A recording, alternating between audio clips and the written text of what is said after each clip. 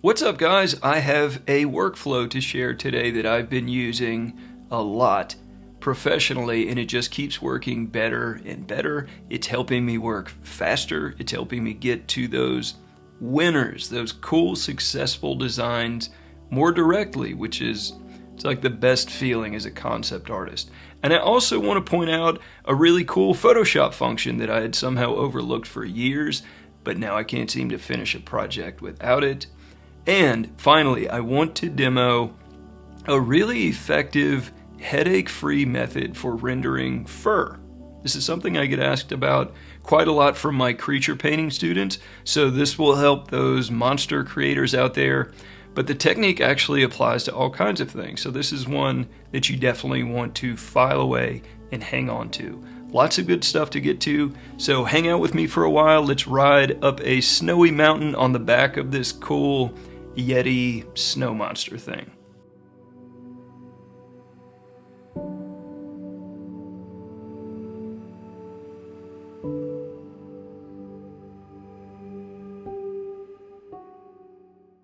So the main technique, workflow, and idea that I want to share today centers around designing directly with shapes. I love doing this, and the more time I spend with it, the more advantages just keep seeming to pop up. The idea is, instead of sketching out a design with lines, we just use silhouettes, shapes. We drop blobs of form onto our canvas, and we stretch or carve away or add in more mass. It's this really organic process that feels a lot like sculpting with clay. It's awesome, and with some practice, this can actually really help you see things. It can make possibilities jump out at you. It can help you quickly diagnose problems, and it gives you this really easy way to instantly fix things. You can just carve away or liquefy things that don't quite work. And since these can develop so fast and effortlessly, nothing becomes super precious to you early in the process. That's actually my favorite part of this, since I know how easily I can fix a potential mistake. It makes me less afraid to try something crazy. And I know that's actually true for line art too. Like, you can certainly erase lines. But here's what happens to me with line art. I'm betting this happens to you too. When I'm sketching with lines, even if it's a rough sketch, I'm actually sort of secretly trying to make every line really beautiful. I can't help it. And the lines themselves become sort of precious to me. And that's the problem. I can't erase something that I like. So even if it's not working, I find I really hesitate to ditch parts of design just because I like the quality of that line. And that little hang up, that doesn't really happen, or at least not nearly as much, with shape design.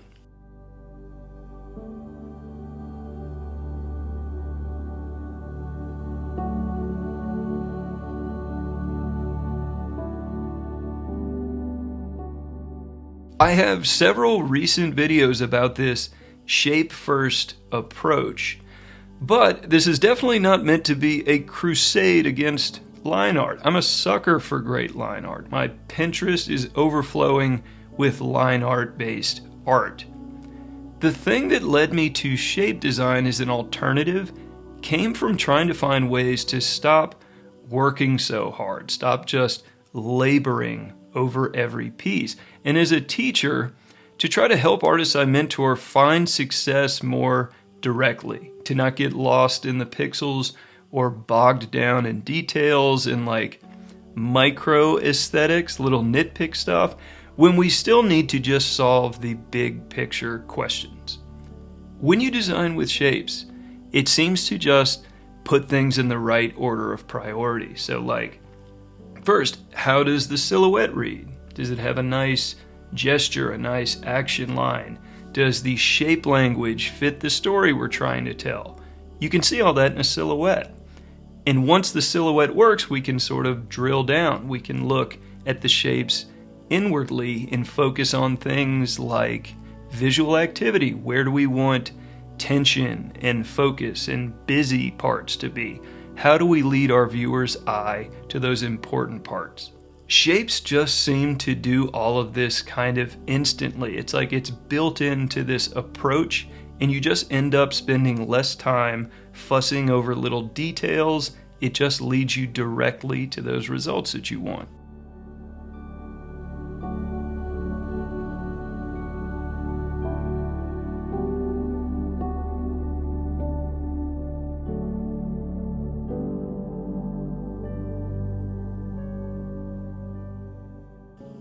Right, let's take a break from workflow philosophy and let's check out some techniques. So, first of all, there's that cool Photoshop function that I mentioned. It's something called color lookups. I love these. I skipped right over them 100 times, and they are awesome. They're right there. They're an adjustment layer that you can find here in your Layers tab. And it's this adjustment that you can see at the top of my layer stack, and it's what's giving this very subtle but very cool color flavor to what is otherwise a grayscale image. It's barely even noticeable, but it's sort of like an Instagram filter. It just gives your image a little extra punch, just something extra. And it makes designing in grayscale just a little less boring. But you can apply these to color images as well, just to give it a slightly different look. There are tons of options. And these are all adjustable. You can dial back the opacity, you can control them with masks, but they do really cool things for your design as you work or even as a post-production step. One thing to be aware of with these, and I realized this the hard way, if you're going to use them while you are doing a painting like I am here, make sure to set your dropper tool to only sample current and below instead of all layers. You only want it sampling the gray that you are actually painting.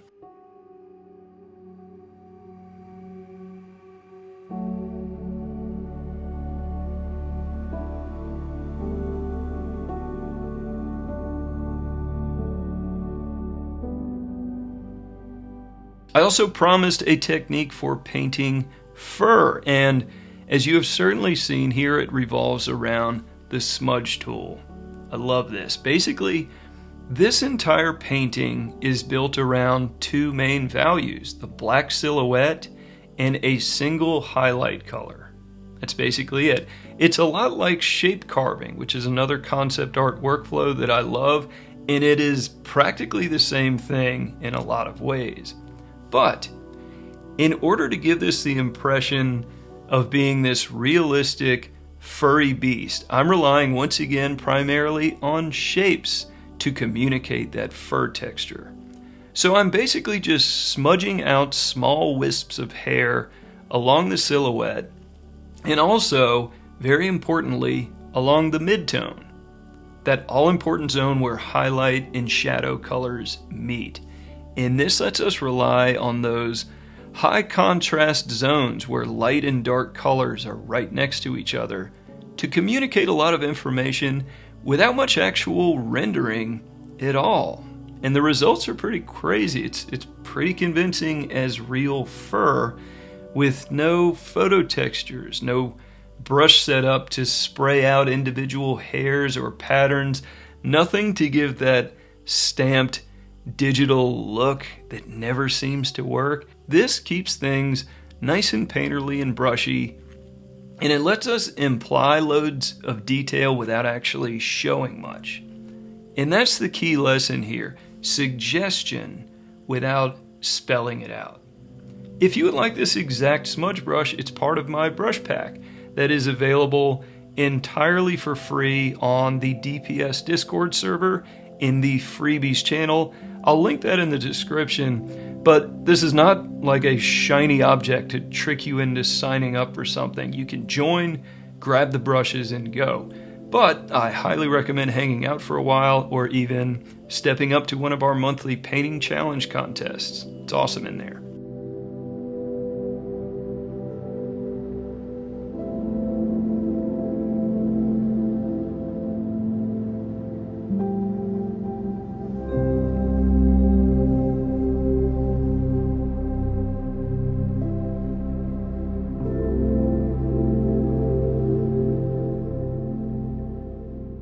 So guys, I'll close with this.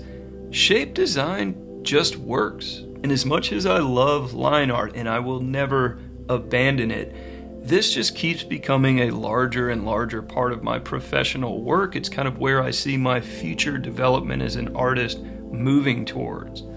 I just very rarely feel stuck in a design anymore when I do this.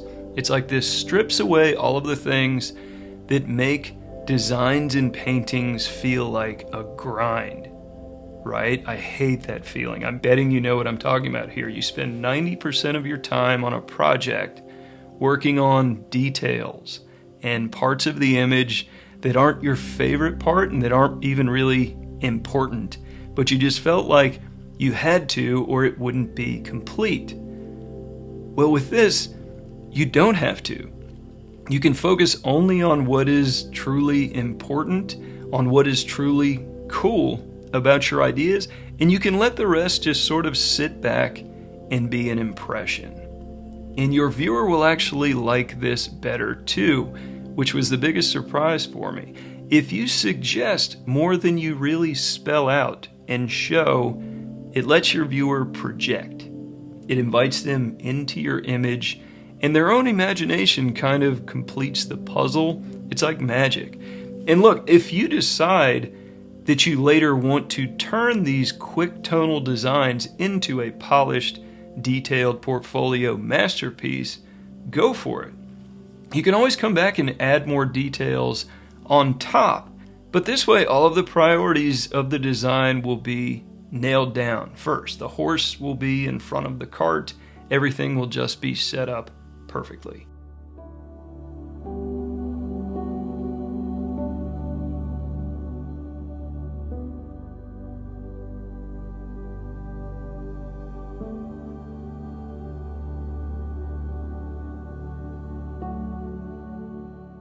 I hope you found this useful, and I love this guy. Definitely the best way to get over the snowy peaks of wherever.